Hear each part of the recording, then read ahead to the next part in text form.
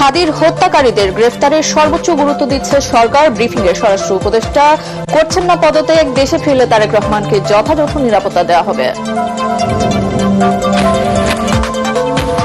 ওসমান হাদি হত্যার বিচার দ্রুত ট্রাইব্যুনালে হবে জানালেন আইন উপদেষ্টা। হাদির রক্তের সঙ্গে কোনো আপোষ নয়, হুঁশিয়ারি ইনকিলাব মঞ্চের।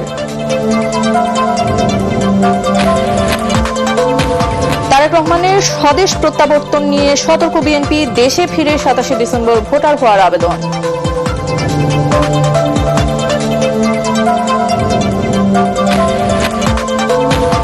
সুষ্ঠু নির্বাচনের দায়িত্ব শুধু সরকারের নয়, জনগণেরও।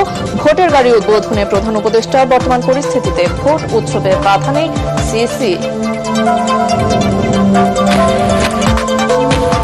সংবাদ মাধ্যমের উপর হামলা দেশকে ব্যর্থ রাষ্ট্রে পরিণত করার ষড়যন্ত্র বলছে নাগরিক সমাজ। প্রতিবাদ মানববন্ধন নয়, মব সন্ত্রাস রুখে দেওয়ার আহ্বান।